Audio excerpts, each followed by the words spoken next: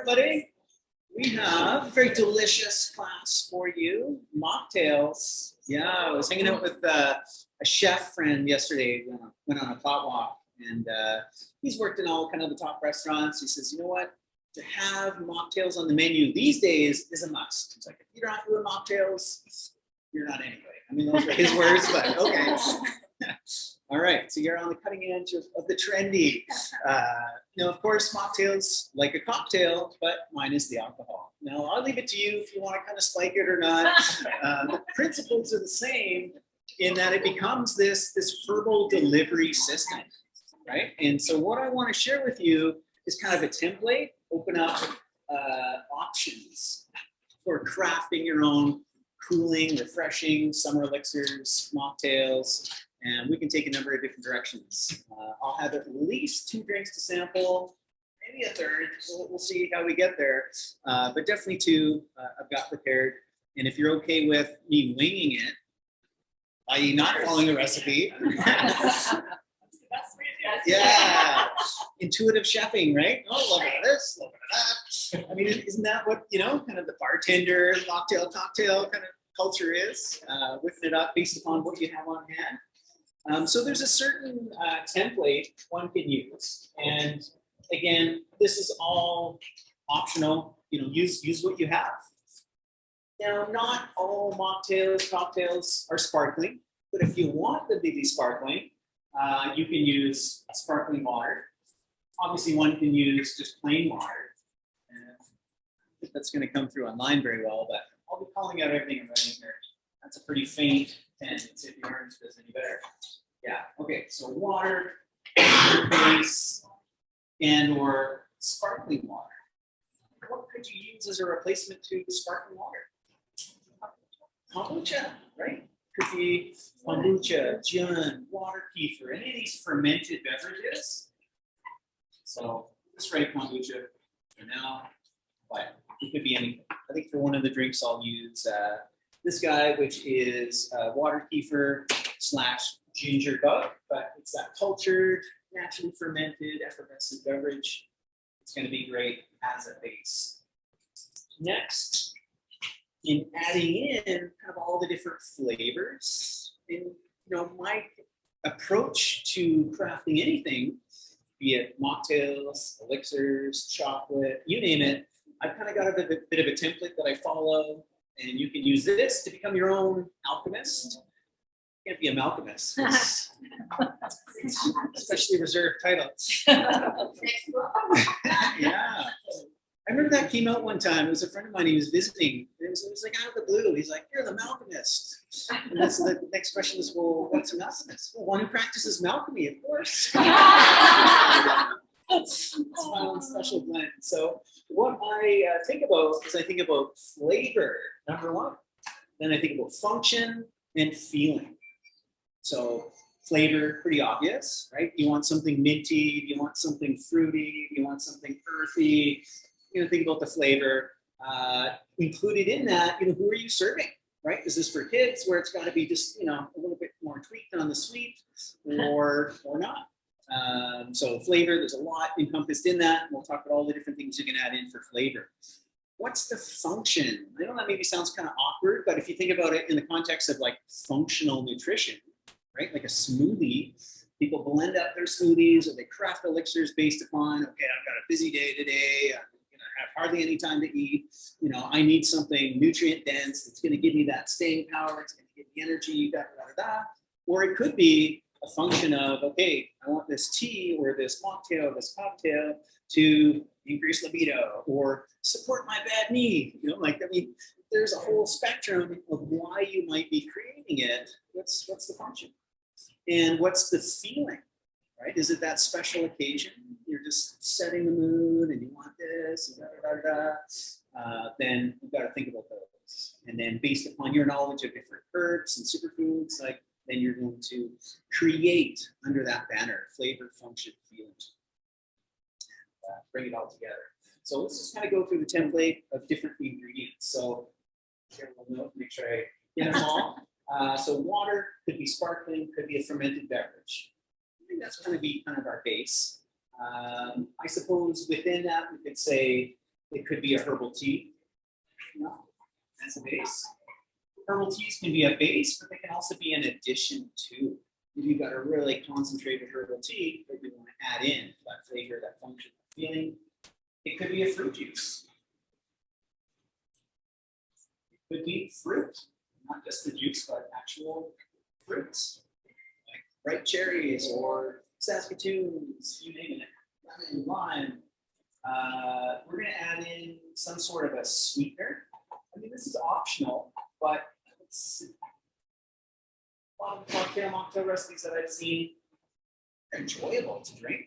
Sometimes you're really just going for function and you're not worrying about flavor, and it's kind of a choke it down. But most of the time we want a good flavor, so sweetener can really help that. Because that'll Mary Poppins phrase, spoonful of sugar helps the medicine go down. We'll talk about all your different options for a sweetener, be it fruit, be it from herbs, you name it. And I'll emphasize, we talked about in the first session, herbal honeys, or sugars or cordials is another name for that. Elderflower cordial. And by the way, even if you're tuning in online, we have a bunch of folks watching online, those in the room. I'm going to kind of ad lib off the top of my head, and I will send this out as a PDF so you get exact recipes in this concept. So you can take notes, have some learning retention, but you can also don't need the stress that I'll send you this template plus specific recipes. And it'll come in the next newsletter. We'll say that. All right. Okay. So we said fruit juice, root, herbal tea. We got that. Herbal extracts. Now, there's many different ways to create different herbal extracts. There are tinctures. I've got lots of different ones to choose from. Might be an extract powder, a root or a mushroom that's been extracted, dried back down into powder. Those were easy way to kind of get in that herbal flavor and properties. And then maybe hydrosols. We're going to utilize those today. I'll talk about what that is, how to prepare, and then even more kind of on a subtle layer level, flower essences. Are these options. And if you think of anything else that could be added in kind of our mocktail creation, just let me know. Can you use a mushroom tea as a base? So is that considered herbal tea? Yeah, it's interesting. So mushrooms are considered herbs. Yeah. I was talking about this tincture earlier, and there was a head turn. It was like, what? There's ants in that tincture? Ants? You mean ants? Yes, I mean ants. Ants are considered a herb in Chinese medicine. So mushrooms are very often considered a herb. It's an interesting point. What's the difference between food and a herb?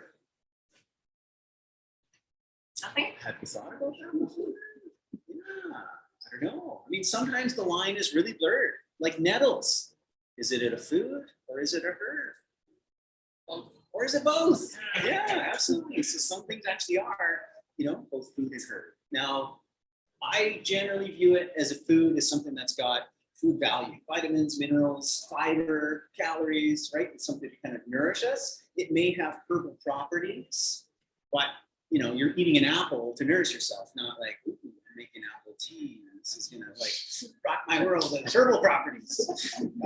Whereas a herb, it's going to, bring about some sort of physiological change, right? Whether that's balance your blood sugar, increase weight loss, or just help you, deal with stress, whatever that herbal action is. And it may or may not, but mostly like not, doesn't have, you're not consuming it for its food value, right? Echinacea, there's no calories, not really any vitamins or minerals. It might have, small elements, parts of it, but that's not why you're not consuming it to fill up. Gosh, I don't know what that would be like. Echinacea to fill up on. So anyways, that's kind of my basic definition. Foods and herbs. So with the mocktails, it's kind of bringing those two together. It's the idea of the elixir, right? So this is the cold elixir. I lay no definition on what is an elixir, other than I think it is a delivery system for both food and medicine in a delicious, enjoyable way. So it can come about in many different forms. Alchemical vehicle for the delivery of food and medicine. So we're going to focus on summer drinks, things that are cooling, refreshing. I know in the last session I heard about hibiscus that got mentioned. What a great herb, right? It's very cooling.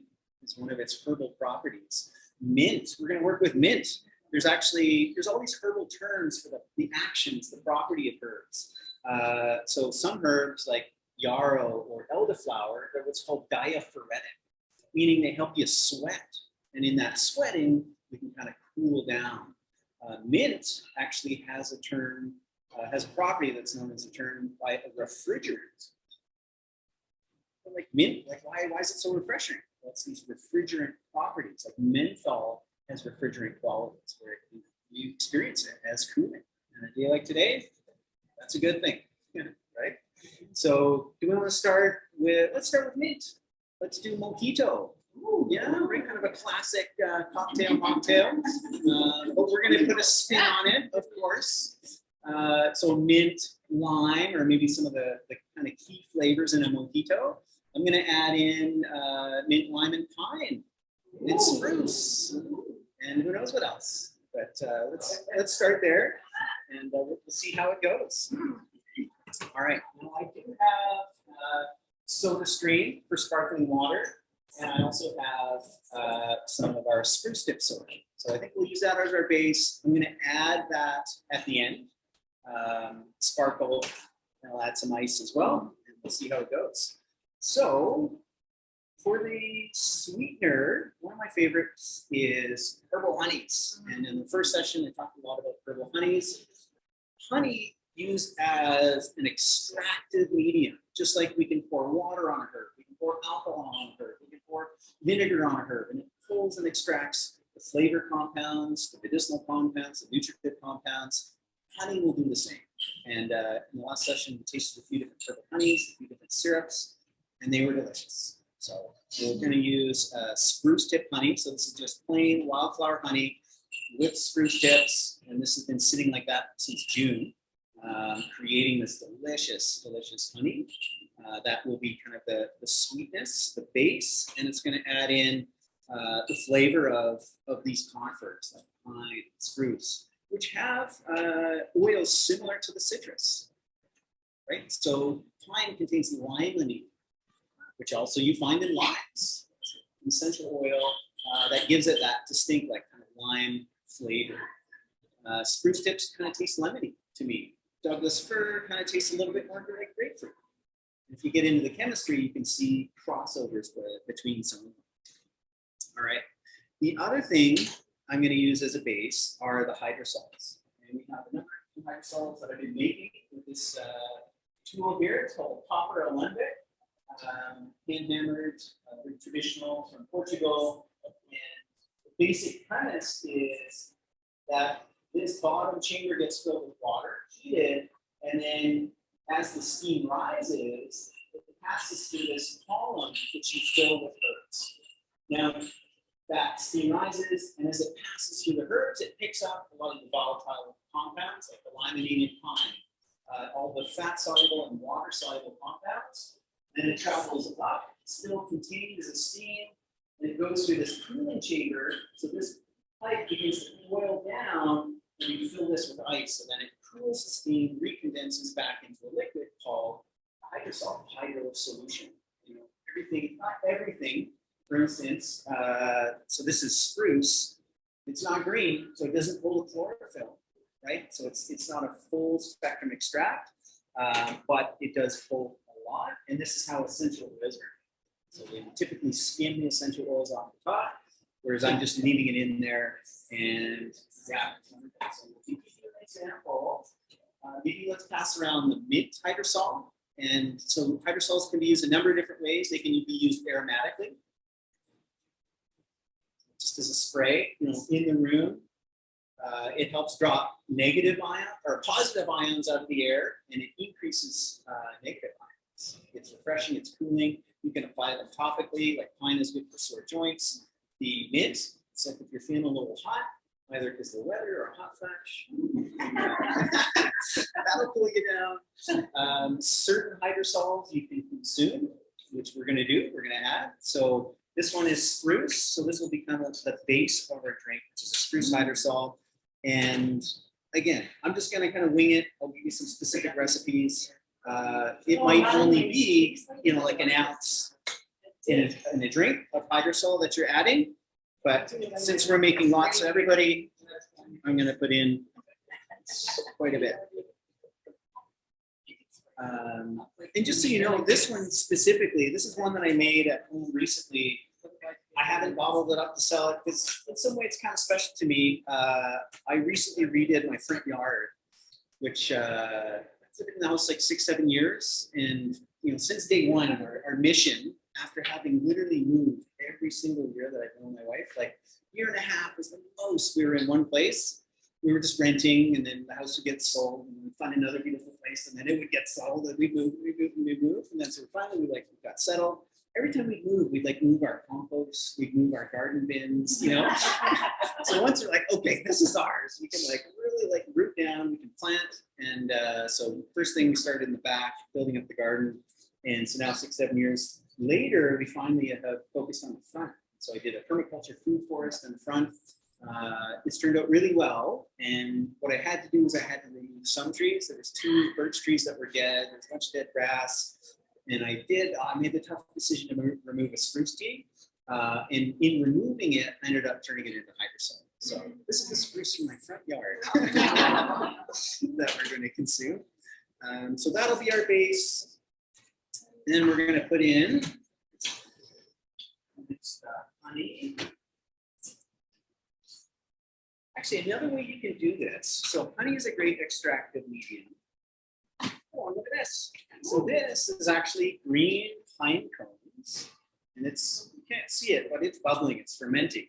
And this is very similar to basically just putting herbs in a jar and honey over top and letting it extract. This one here is using organic cane sugar.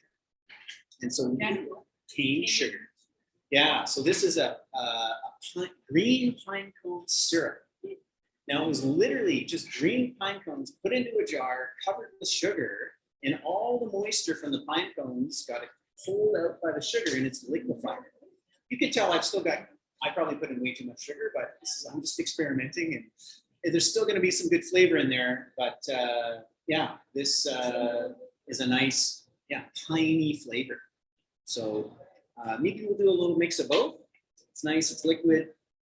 Because I know in a lot of mocktail culture, especially if you're working at a bar, it's all about like these simple syrups. And it could just be simple where it's just plain sugar dissolved in water, and it's like just that quick, easy like add. Or no water at all. This is just water from the pine cones itself. Yeah. So it's just a quick, easy like, pour to sweeten. I don't know if that's too much or too little, but we'll get there. All right, how was the mint hydrosol? Good, felt good. Yeah, refreshing. We'll get that into the mix as well. So this, we're putting in the spruce tip honey. So some of those spruce tips are gonna end up in the mix. Let me just put a few more in. That'll be nice. It'll be kind of like the muddled mint, the little spruce tips, have a little taste, a little texture. That is optional. Let's give it a stir. Next, we're going to add in our lime juice. So citrus juice, be it lemon, lime, grapefruit, orange, blood orange, can be a good mixture in mocktails, cocktails. We got this. We got wine, syrup, honey. Mint. Now we need the mint. So just for kind of garnish and decoration, this was picked 2 minutes ago, or 2 minutes before I started in the tower garden. So Patty and Rachel, if you want to know about those guys are super into them. So Sonia brought that in. She works here. And we've been growing herbs in the front windowsill. So let's throw that in. I'm also going to add in the mint hydrosol that whenever that comes back around. So we'll get a little bit from fresh mint, and then we're going to get a little bit of that mint flavor from the hydrosol as well. So kind of mix and muddle around. And yeah, spruce tip soda. Let's toss that in. So this is a naturally fermented beverage that we're doing here in the kitchen. with water kefir grains, so it's going to be probiotic as well. So add that in. We might need just a little extra sparkling water. So it's great instead of buying carbonated water, which I don't ever do. Buy cartridges. If you got kids, in-laws, my mother-in-law is visiting us. She lives in Ecuador. She's not Ecuadorian. Yeah, but always down there. She loves agua con gas. So we'll make it for her when she comes visit. So excuse the noise, the rudeness.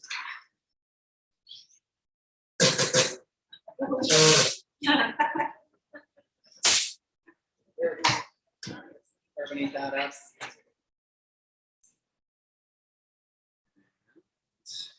Let's just see.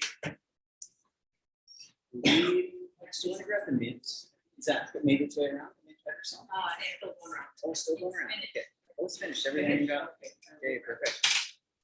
All right. So this will really kind of top up and boost the mint flavor. Splash. And a quick stir. Muddle.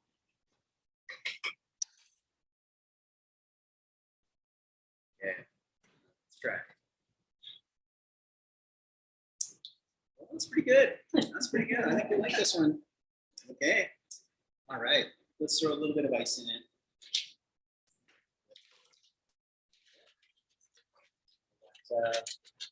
Serve that one up. Okay. All right. We're going to do a little giveaway. I don't know if anybody's going to get this. So if you're online, you can type in.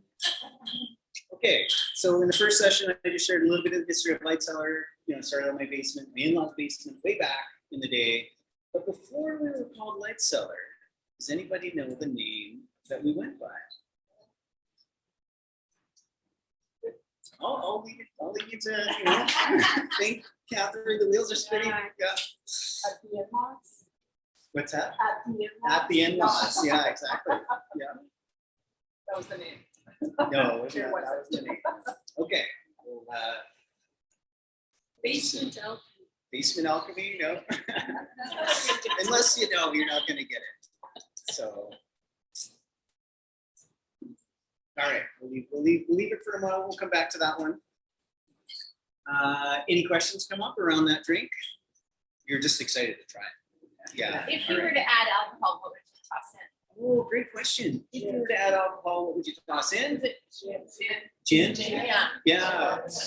But at the same time, maker's choice. Yeah. Right? Tequila. Tequila. Yeah. And this is one of the fun things about being a herbalist is in which I encourage you all to be your own herbalist. There's lots of great books out there. There's one called The Drunken Herbalist. Yeah. And it's all these all the old timers like think of Jägermeister, right? Like it's a herbal beverage. We have another book outside by Stephen Merritt Buhner called Sacred and Herbal Healing Beers. Right? Beer, alcohol, these spirits were used as a delivery system for herbs. And somehow we removed all the herbs, and now we're just drinking straight solvent. Right? So if you're gonna enjoy a bit of vodka, a bit of tequila, a bit of this, a bit of that, why not have the herbs in there? So making your own tinctures, because alcohol is a great solvent, extractant of herbal properties, herbal medicine. So this is a particular tincture. It's got Heishu, tomcat, pine pollen, and ant in it that I've got on the go. But I've made so many different ones. I made a rhodiola root tincture, a pine pollen tincture, blue lotus tincture, kava kava tincture. You name it. Any herb can be extracted in alcohol. And you can either take these tinctures, see if I got one that's open. Yeah, here we go. This is Schizandra. There's a few different ways to take tinctures. The most conventional method is, squirt, kind of fills up the dropper 2/3 to 3/4 of the way. You can take, 1 or 2 of those 2 to 3 times a day. That's one way to take it. And that would be maybe by herbalists, like Carol Willard, he describes that as like a physical dose, therapeutic physical dose. Some herbs, some situations, you might be taking more. You can do what's called the hero's dose. either for fun, depending on what the herb is, or maybe you just need like that much of the tincture. So an example is, and I'm sharing with you what I've learned from one of my friends, Yara Willard, second generation herbalist who really knows his stuff. So kind of therapeutic doses, as I shared, 1 dropper full 2 to 3 times a day, a mega dose or a macro heroes dose. He used the example of cold defense. So oftentimes he'll suggest to people, and this is like a cold and flu formula, that first sign, tickle in the throat, he's like, don't feel shy taking a whole bottle over 3 days, right? If you really want to kick that out, especially in the beginning, you're just like, I think something might be coming down, like, just go for it, right? Just kind of keep hitting it. And then on the opposite end of the spectrum, he describes what he calls like, the microdose or the ethereal dose. And or the drop dose, where literally it's just 1 drop. And especially as your body is familiar with a particular herb, sometimes that's all it takes. Because there's Schizandra, right? Like, that flavor, and the body begins to respond. You don't need the big mega dose, the heroic dose, or even the therapeutic dose. And that kind of drop, especially if it's like ashwagandha, we were talking about that earlier, amazing for stress. Sometimes the body just needs like just a little tune into ashwagandha, keep the stress down, that type of thing. That response can be initiated even just from a drop. So there's many different ways to take. All right. Oh, Monica. Okay, she wants to know. She give me a reminder. Always repeat the question. And what was the earlier name of Lightcellar? Lightcellar was my first course, making chocolate in your experience. Okay, Monica, she comes from way back then. All right. So pre-Lightcellar, so I've actually written 3 books. You'll only ever see 2, because the third one's kind of like, no, I didn't write that. It was called, and this is just one's own personal journey, right? You got to start somewhere. So it was kind of cut very crudely and foil bound and printed very cheaply. And it was just the level we're at and what we're producing. It was called The Little Book of Sweet Creamy Foods by the Superfood Family. That's what it was. So it was my wife and I and our daughter. And that was the name that we went by originally in the early days, early days. And what happened, and my daughter's she's her own person. She's very private. And so people are often shocked when they hear that she's almost 18. She's like, but she used to be like that small. Like last time I saw her on social media, she was 6. Like I don't post pictures of her or anything like that because it became very evident early on, like she's just not that person. Whereas my son, I mean, A, he's still young enough, but B, he's just so much more outgoing. Like I could see him, all right, you probably want to be the star of a show. Whereas early in those days, we got a lot of attention on us as a family, and that didn't feel good. And I didn't want it to be about us in that regard. So then early days, we did the name change, Lightcellar, and then that's what stuck. So here we are, a little bit of trivia, Superfood Family. It's the original name. But we still have a prize to give away. So what would be a good skill testing question? I guess, can I ask you that? Because I know the answer. Let's see. I'll think of something. All right. What do you think of the drink? How's that one? Yeah. Okay. So the question was, what type of alcohol could you add to that? I mean, you can leave as is, right? Tequila, gin, this type of thing. I prefer to, again, I like herbs. If I'm going to drink alcohol, might as well have some herbs in it. This tool, the alembic, is what they use to create gin. So remember I mentioned where they steam water through botanicals, condenses down. In gin, they take plain alcohol, right, just like a vodka, and then they'll boil it. Well, just about, alcohol's got a lower evaporation point. So as it begins to evaporate into a vapor, it comes up, it passes through the herbs, and then it condenses. That's why in gin, it's totally clear. It's like a hydrosol. It's picked up all those volatile compounds, and it's got so much flavor. Because in there, they'll put orris root and orange peel and juniper and angelica and all these things And instead of just water vapor, it's alcohol vapor that's pulling and extracting those compounds. So you can add that, or you could do like a tincture, which kind of the really quick herbal hack on how to create a herbal tincture is pack a jar full of herb and pour vodka over it, put a lid on it, and let it sit. 2 to 3 weeks later, strain it off, you've got a herbal tincture. So very simple. There's obviously like a little bit more nuance and things that can go into it, but it's as easy as that. It doesn't matter what ratio. Oh, really good question. So the question was, it doesn't matter the ratio, and it does. I would just say for most herbs, most of the time, you can get away with just, you know, a covering with, and usually it's like the rule of thumb. Yeah, so you pack some, so just that much more alcohol over the herbs. Again, there's nuance to it, but for people just getting started, just to kind of get into it, you just cover it with alcohol and let it sit. With herbs, yeah. Yeah, absolutely. And then alcohol just like pulls and extracts it. So, all right. And that, now maybe I'll talk just really quickly. There's a percentage of alcohol that you want to watch for. And this is maybe getting a little bit more nuanced, but it's relevant in regards to this tincture that I have. So this is actually wild rose tincture. Now, most alcohol, like a vodka, would be 40%.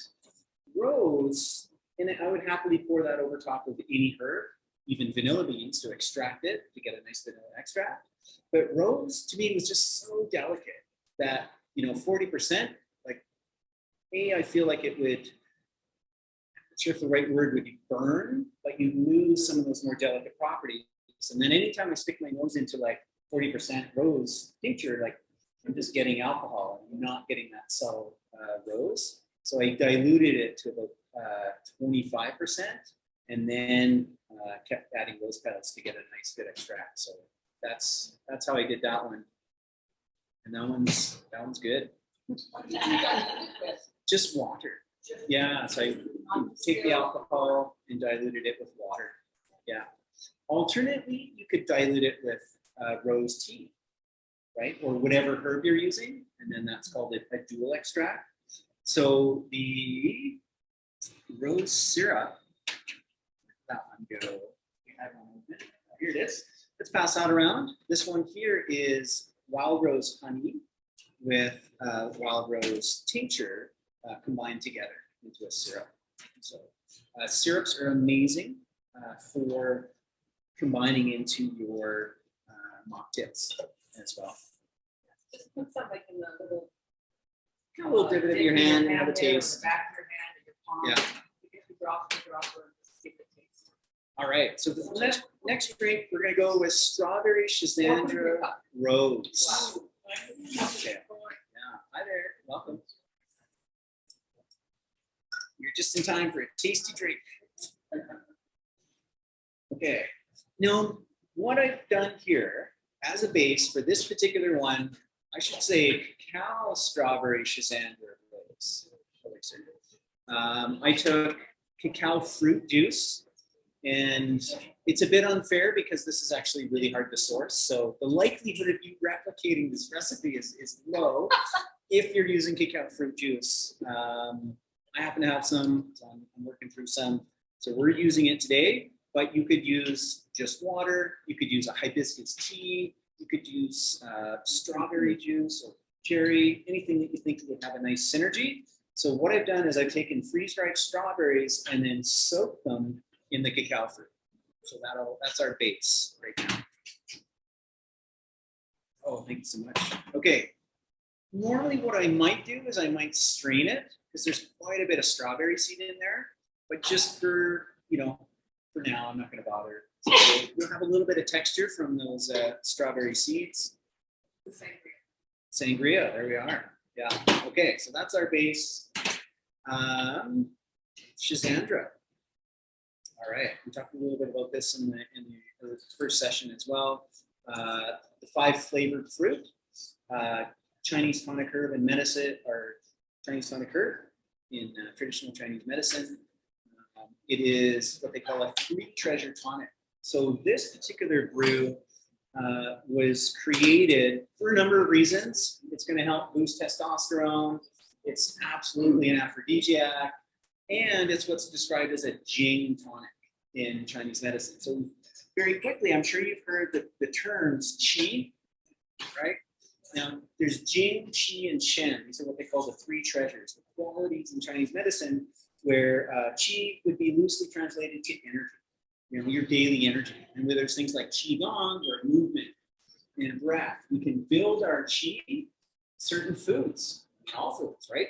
Unless they're food-like substances, will give you energy, that daily Qi. Now, what happens if you kind of run out of energy in the middle of the day? It's like, whoa, I'm so exhausted, but you're a parent, you won't work full time, you have hobbies, you have a life, you have children, you got to keep going. And you bust through and then like, whoa, okay, I got my second wind. Where'd that come from, right? That would be your Jing. You're tapping into those deeper energy reserves, adrenal energy, kidney energy. Again, this is a loose translation in Chinese medicine. So that would be described as Jing. Now, there's certain foods and herbs that nourish the Jing energy, replenish the Jing energy. Typically, black foods, a lot of the black herbs are known and described to replenish Jing.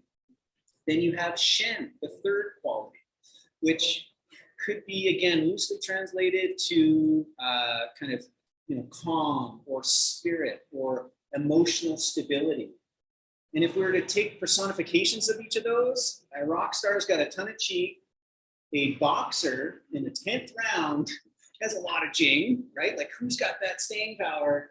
And then the Dalai Lama's got a lot of Shen, or whoever. Stick your favorite, spiritual person in there. They've just kind of got a nice glow about them, right? In that sense, so that would be the Shen. So Schizandra is said to consider, just like reishi, all 3 treasures. So we're going to add in the Schizandra. It's the 5 flavor fruit, so it's going to give us a nice flavor spectrum. Here's an example. Let's say if I've got a Schizandra tincture that's a liter or 2 liters at home, it becomes very easy to go like that. And I'm making it for the whole room here, right? But even if it was just me, I might do that, if I've got enough. So that's going in. There's our Schizandra, strawberry, cacao fruit, and then I said rose. That's the next one. So I could use the rose syrup, or I can use the rose hydrosol. I'm going to use the rose. Maybe I'll do a bit of both. Some rose hydrosol. Do a little splash of that, and you to feel it. Open up your heart here. Where is our one? It's going around. Okay, we'll get to it in a sec. No worries. Where are we at with rose syrup? It's coming. All right.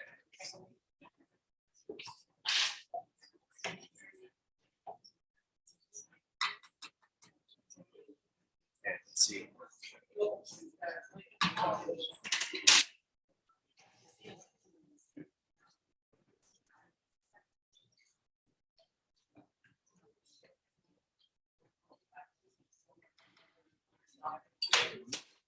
Yeah, that's shaping up nicely.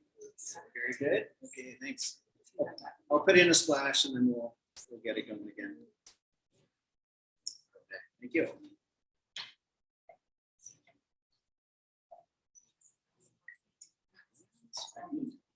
And was that enough, Donna? Did everybody get lots on the last? Oh, that's right. Yeah, we're gonna do carbonated. That's right. Okay. Yeah, no, good. Thanks for the reminder. Yeah, we can definitely make this one carbonated. It's a bit measly, the amount. So in terms of the carbonated that I've actually added in, but it's given some nice bubbles on top. Okay, let's just make sure we got all the flavor there, nicely balanced. Oh, that's good. We got the sour from the Schizandra. We got the sweet from the cacao, from the strawberry. We could use just a little bit more rose. You really want to kind of punch that up. Make that a featured flavor. Let's pour that in. All right.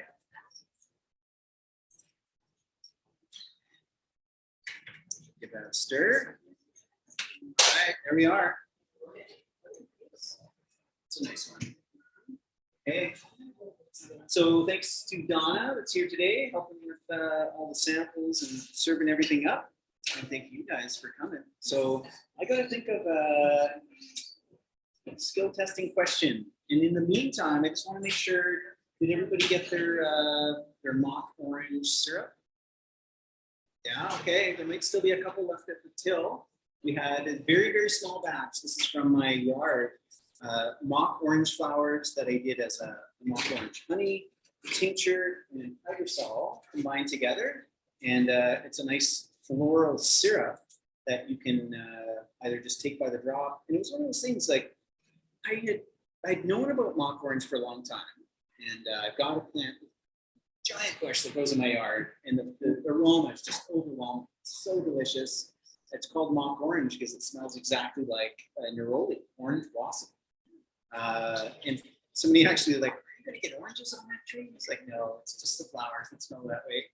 And I'd been researching for a long time, the properties, the benefits of mock orange. And I couldn't find anything, even in the herb books, like nothing. And so Yara Willard was visiting my house the other day. I said, okay, Yara's here. I'm going to ask him about this. Like, Yara, what do you know about the benefits of mock orange? Because we're standing right next to the tree. And he says, you know what it's good for? It's good for this. It's like, oh, okay, yeah, I get it. So that's my experience too. I'm calling this like, internal aromatherapy. It's just a nice little floral pick me up. And then the only other reference I did find was as a flower essence, it's calming and nurturing, the mock orange. So, which I would agree. I mean, I smell these flowers and that's what I feel too. So you didn't actually find a recipe for that. You made it up yourself. I just made it up myself. Yeah. I would think that maybe since it's like a citrus smell, like Yeah. orange smell, then maybe it's good to kind of waking up a little because they say that citruses are good as an alternative to Oh, okay. yeah. Yeah. Like a wake up. Okay, cool. So just going to reiterate for those online, citrus being, as you shared, something that can be kind of like enlivening, uplifting, right? Yeah. Any other flowers that you use? Like that would be on a shrub. Oh, any other flowers that you can use? On a shrub. Yeah, I mean, roses, lavender, the smock orange. Yeah, you can, as long as you're drawn to the aroma, the smell.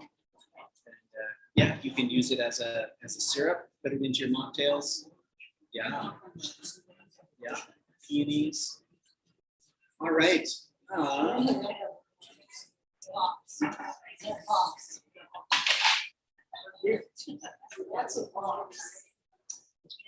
Okay. I'll pass around the Schizandra berry tincture if you want to try the Schizandra by itself. And so for this one, similar to the last, you just put a little drop on the back of your hand and you can get a sense of what Schizandra is all about.